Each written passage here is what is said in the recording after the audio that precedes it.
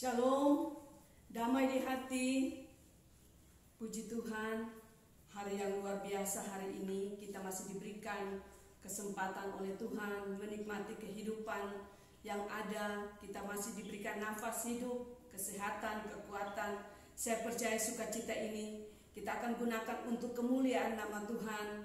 Oleh sebab itu, siapkanlah hati dan pikiran kita masing-masing. Kita fokus untuk memberikan yang terbaik buat Tuhan. Kita angkat pujian yang berkata, kini saatnya berdiri di altarnya, sebab Allah Maha Kudus hadir di sini.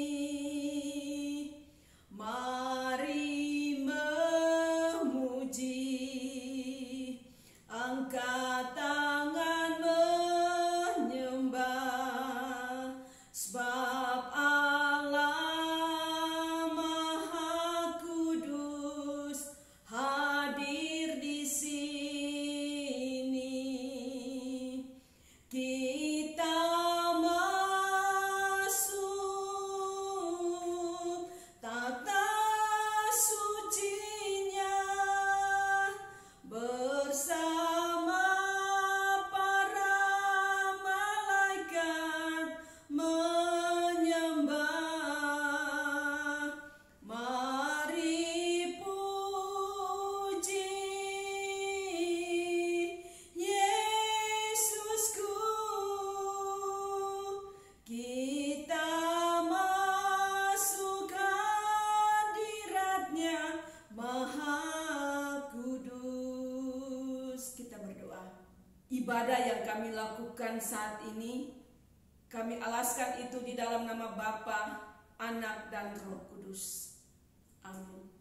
Kita angkat pujian yang berkata, sejauh timur dari barat, Engkau membuang dosaku. Tiada kau ingat lagi pelanggaranku. Jauh ke dalam tubir laut, Kau melemparkan dosaku. Tiada kau perhitungkan kesalahanku. Betapa besar kasih pengampunanmu Tuhan. Tak kau pandang hina hati yang hancur. Ku berterima kasih kepadamu ya Tuhan, pengampunan yang Kau beri, pulihkanku. Kita berdoa. Segala puji syukur kami naikkan kepadamu Tuhan, oleh karena kasih dan kebaikan yang boleh kami rasakan, nikmati, alami dalam kehidupan kami. Kami berterima kasih untuk setiap pertolongan campur tangan Tuhan yang selalu menyertai kehidupan kami. Sehingga Tuhan sampai pada detik saat ini, Engkau masih memperkenankan kami untuk hidup, bernafas, dan ada saat ini semua oleh karena anugerah-Mu. Tak putus-putusnya Tuhan kami berkata terima kasih banyak Tuhan Yesus, untuk segala sesuatu yang boleh kami nikmati dalam kehidupan ini Bapa. Sekalipun dalam langkah hidup kami Tuhan, ada hal-hal yang kami melakukan yang tanpa sengaja maupun tidak sengaja, yang itu menyakiti hati-Mu Tuhan. Kami mohon pengampunan daripada Engkau. Layakkanlah kami Tuhan untuk kami dapat menghampiri takhta kekudusan-Mu Tuhan. Itulah sebabnya Tuhan kami bermohon kepada Engkau. Tuhan tolong mampukan kami, sucikan kuduskan kehidupan kami, untuk kami dapat menjadikan hidup kami ini untuk kemuliaan nama-Mu Bapa di surga. Terima kasih Tuhan Yesus. Dan saat ini Bapa, kami akan membaca, mendengarkan akan sebagian dari kebenaran firman Tuhan. Mari Roh Kudus kuasai hati dan pikiran kami, agar supaya ketika benih firman Tuhan itu disampaikan, dia dapat tertanam dalam setiap loh hati kami masing-masing. Dan kebenaran firman Tuhan itu dapat kami praktekkan dalam kehidupan kami semasa kami berada di tengah-tengah dunia ini Bapa.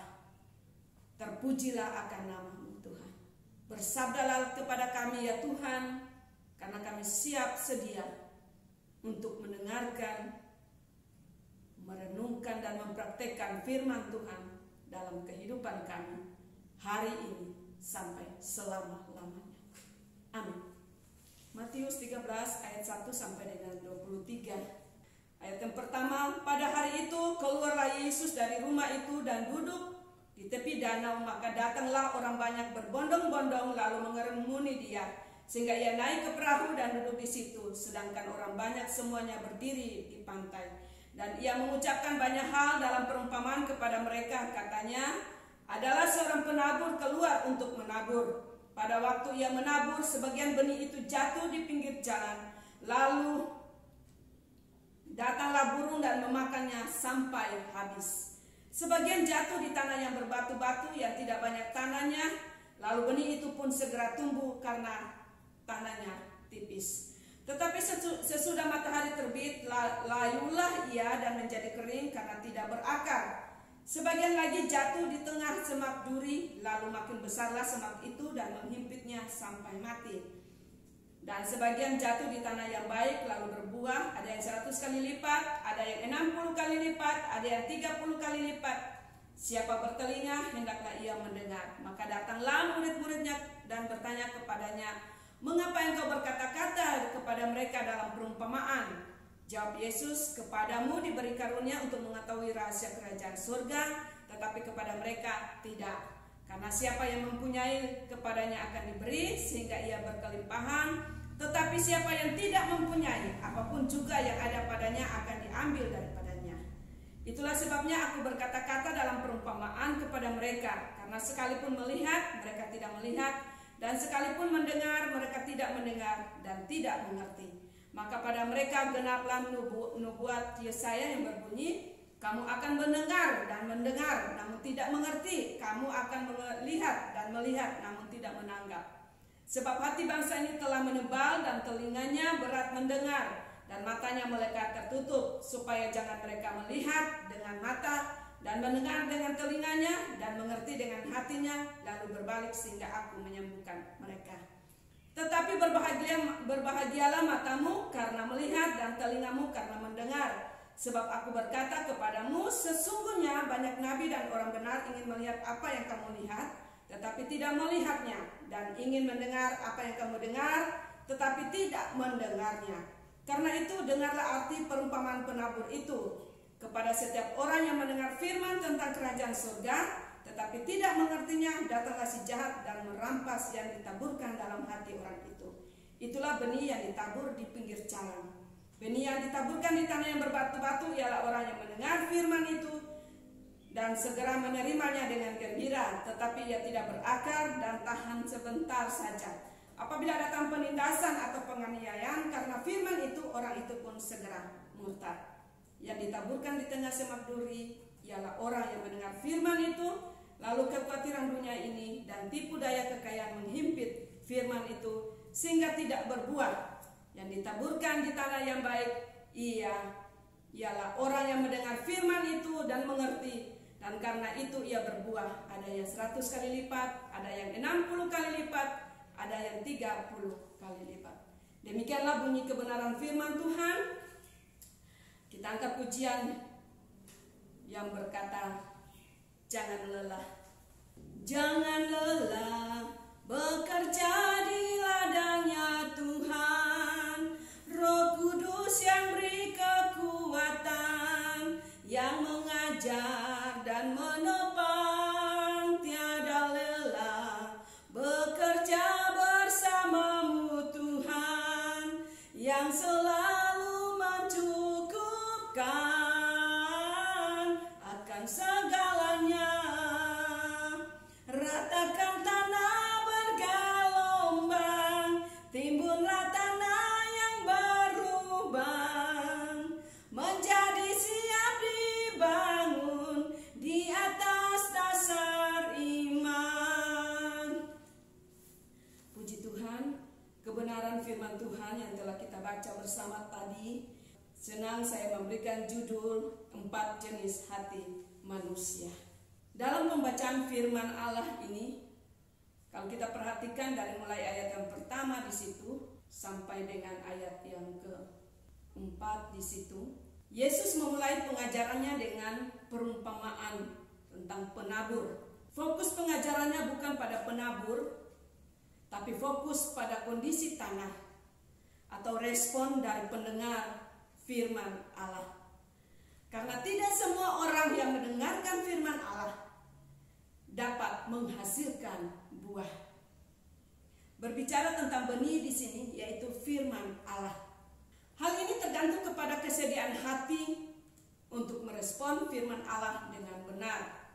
Itulah sebabnya Yesus memberikan perumpamaan ini, di mana digambarkan di situ ada 4 jenis hati manusia. Yang pertama yaitu benih jatuh di pinggir jalan, diinjak-injak orang dan dimakan habis oleh burung. Dalam Lukas 8 ayat yang kelima di situ berbunyi, adalah seorang penabur keluar untuk menaburkan benihnya. Pada waktu ia menabur, sebagian benih itu jatuh di pinggir jalan, lalu diinjak orang dan burung-burung di udara memakannya sampai habis. Benih yang pertama ini merujuk kepada mereka yang mendengarkan kebenaran firman Tuhan tetapi tidak mengerti. Tidak mengerti di sini bukan berarti masalah menyangkut dengan intelektual mereka, tapi yang dimaksudkan di sini yaitu hati mereka tidak siap untuk ditaburi akan firman Tuhan. Hati mereka tidak percaya akan firman Allah. Kalau dalam 2 Korintus 4, yaitu orang-orang yang tidak percaya, yang pikirannya telah dibutakan oleh ilah zaman ini, sehingga mereka tidak melihat cahaya Injil tentang kemuliaan Kristus yang adalah gambaran Allah. Salah satu contoh ketika firman Tuhan disampaikan, baik itu ibadah yang dilakukan di gereja, ibadah di kolom-kolom, atau di tempat-tempat yang berkaitan dengan ibadah, sementara firman Tuhan disampaikan, ada yang mempergunakan kesempatan ini untuk melamun atau menghayal, bercerita. Kemudian ada juga yang membuka HP, mengambil kesempatan sementara firman Tuhan disampaikan, membuka HP, yang tanpa kita sadari kita masuk pada benih yang pertama ini.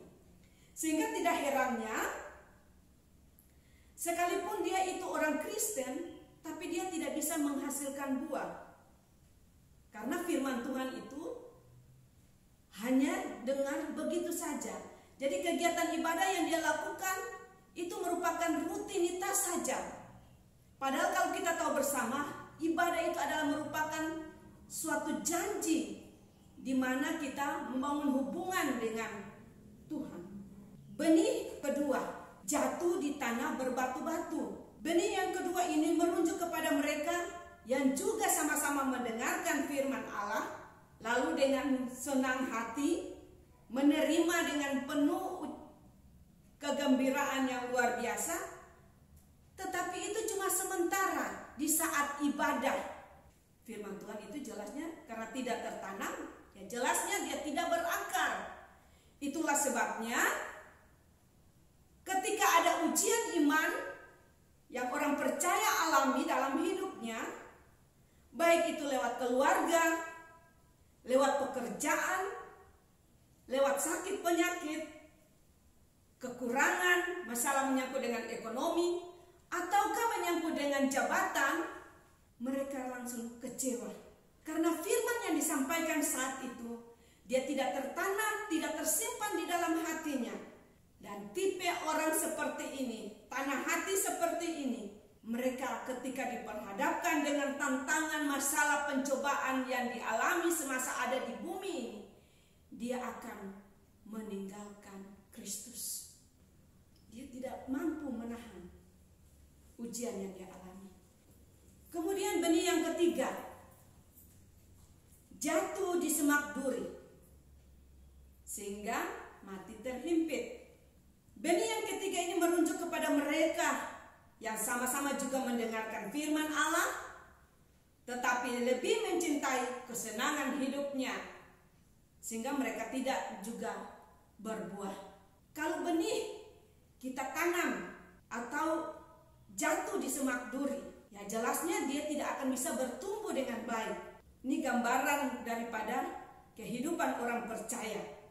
Mereka lebih cenderung mengejar kekayaan, kemegahan, daripada mengikut Yesus dengan segenap hati. Apalagi kalau mereka itu dikatakan sebagai seorang pimpinan. Kadangkala dalam situasi pekerjaan membuat mereka tidak ada waktu lagi mau beribadah karena sibuk dengan pekerjaan. Begitu juga dengan anak-anakku sekalian. So sibuk dengan HP, tidak lagi fokus untuk mau beribadah. Sekalipun ibadah yang dilakukan secara live streaming, tapi ada juga orang percaya, orang Kristen yang tidak mempergunakan waktu yang ada ini dengan sebaik mungkin. Sehingga pada akhirnya orang-orang yang mengejar ambisi dalam pekerjaan atau mengejar uang daripada mengejar akan realita kehidupan Kristus, pada akhirnya mereka itu melakukan hal-hal yang tidak diinginkan. Seperti kalau kita baca atau kita pelajari dalam kebenaran firman Tuhan, seperti Yudas Iskariot, dia rela menjual akan Tuhan Yesus. Kemudian Ananias dan Safira, mereka menjual akan tanah mereka untuk memuaskan keinginan daging mereka, tidak jujur dengan Tuhan. Kemudian gambaran yang lain lagi dalam firman Tuhan tentang istri Lot. Dia lebih mementingkan akan kekayaan yang ada daripada keselamatan akan dirinya sendiri. Benih yang keempat ini jatuh di tanah yang baik. Untuk mencapai tanah yang baik, untuk menghasilkan tanah yang baik, maka setiap orang percaya harus melalui berbagai macam proses kehidupan. Baik itu proses hidup yang datang lewat pekerjaan, lewat keluarga, atau hal-hal yang lain. Jadi ketika kita tahan menghadapi akan proses yang ada ini, maka pada akhirnya kita akan masuk di kategori tanah yang baik. Karena mereka yang masuk kategori tanah benih yang jatuh di tanah yang baik, mereka yang selalu dengan setia mendengarkan, mengerti akan firman Tuhan, kemudian merenungkan akan firman Tuhan, memegang firman Tuhan itu dengan baik. Di mana saja dia berada, dia akan mempraktikkan kebenaran firman Tuhan. Karena firman Tuhan itu adalah teladan, firman Tuhan itu adalah pedoman, firman Tuhan itu adalah pelita untuk dapat membawa setiap orang percaya untuk menerima janji-janji Allah. Di manakah iman kita? Apakah kita tergolong pada benih yang pertama, benih yang kedua, benih yang ketiga, ataukah benih yang keempat? Tapi saya berdoa biarlah kita semua masuk pada benih yang keempat. Apalagi di dalam masa-masa pandemi seperti ini, COVID-19. Kita dituntut untuk terus berpengharapan kepada Kristus. Karena dia adalah sumber kehidupan orang percaya. Di luar Kristus tidak ada jalan.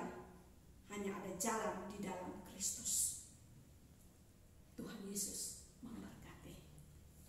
Selidiki aku, lihat hati hatiku, apakah ku sungguh mengasihimu, Yesus, Kau yang Maha Tahu dan menilai hidupku. Tak ada yang tersembunyi bagimu.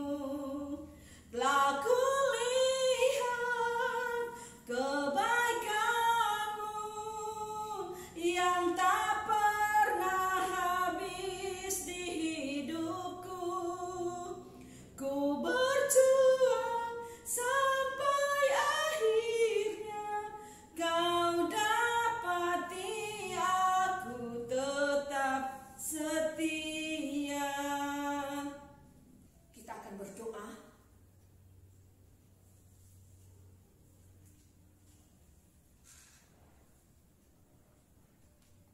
Segala puji syukur pengagungan kami kepadamu Bapa di surga.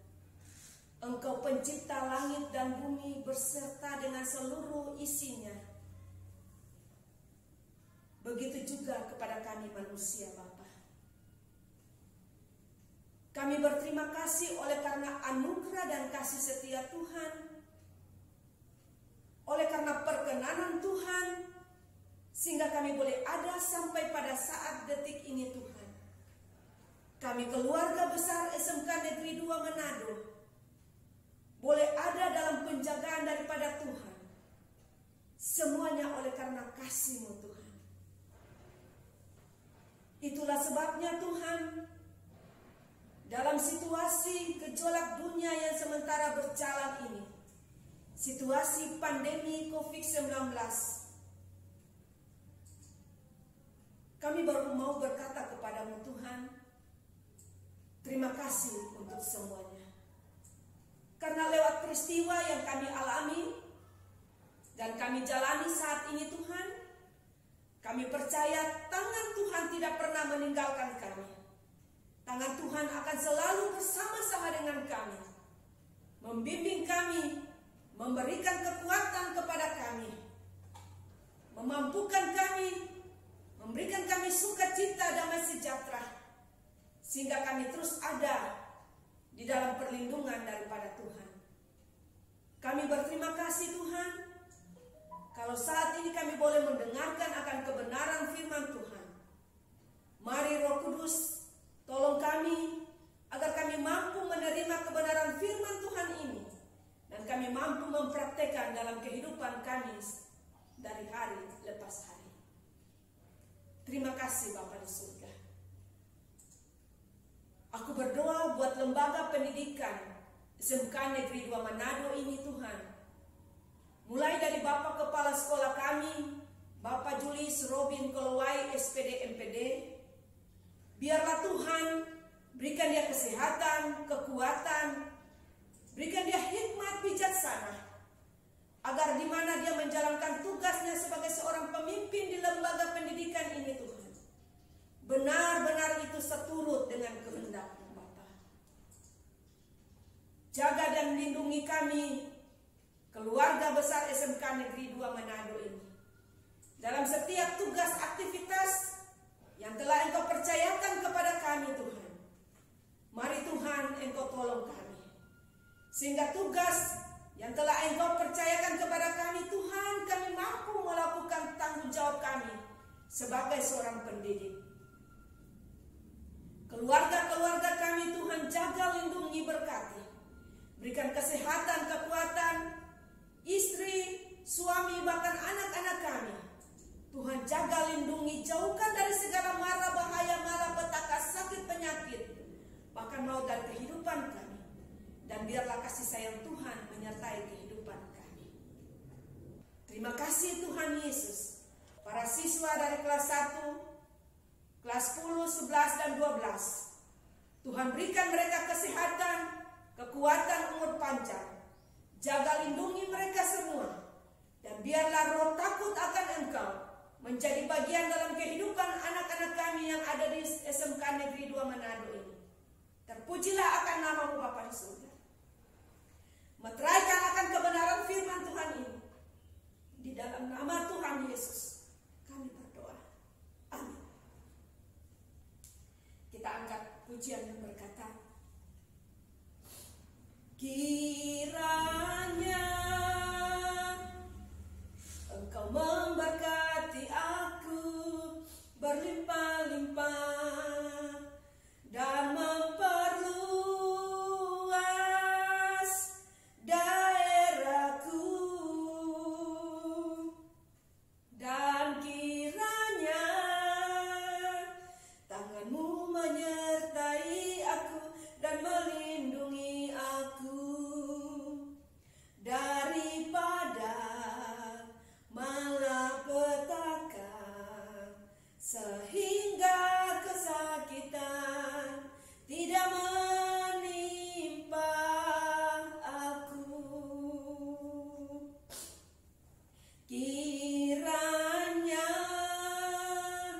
Engkau memberkati aku berlimpah-limpah dan memperluas